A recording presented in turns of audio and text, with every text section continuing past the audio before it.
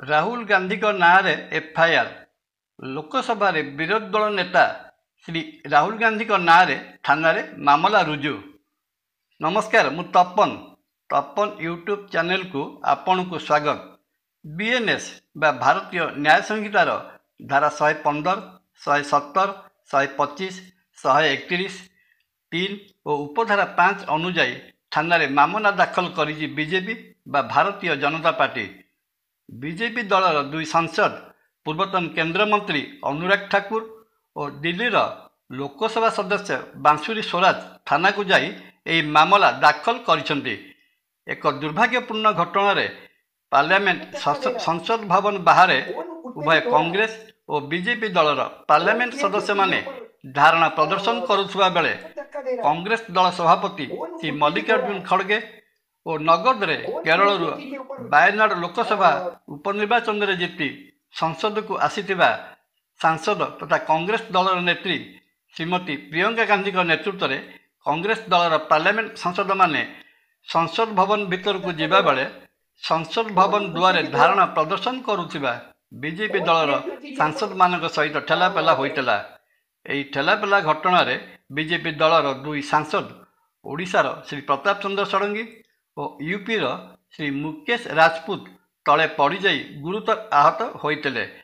सांसद श्री प्रताप चंद्र षडंगी मुंड फाटी रक्त बाहर एवं श्री मुकेश राजपूत मुंडे गभीर आघात लगी उभय सांसद को तुरंत राम मनोहर लोहिया हॉस्पिटल आईसीयू रे भर्ती करा जायतला। उभय स्वास्थ्यावस्था गुरुतर हो पारे बोली श्री राम मनोहर लोहिया हॉस्पिटल जनक डॉक्टर अजय शुक्ला एक वार्तार कही। लोकसभा सदस्य श्री प्रताप चंद्र षडंगी अभियोग अनुसार श्री राहुल गांधी सांसद श्री मुकेश राजपूत को ठेली देते एवं श्री मुकेश राजपूत उपर पड़ से तले पड़ जाते एवं तांकर मुंड फाटी जाइए। यही अभियोग आधार में बीजेपी दल श्री राहुल गांधी नाँ मामला रुजु करिछि एवं एथिरे भारतीय न्याय संहितार संगीन धारा अटेम्प्ट टू मर्डर मध्य उल्लेख रही। समांतर भाव में कांग्रेस दल मध्य बीजेपी सांसद मानक उपरे मामला दाखल करिछि।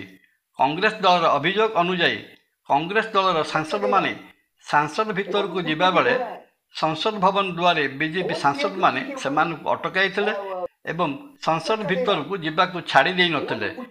बीजेपी दलर सांसद माने कांग्रेस दलर से सभापति श्री मल्लिकार्जुन खड़गे को ठेलीपेली तले पकईदेवा संगे संगे श्रीमती प्रियंका गांधी को मध्य आक्रमण करथिले।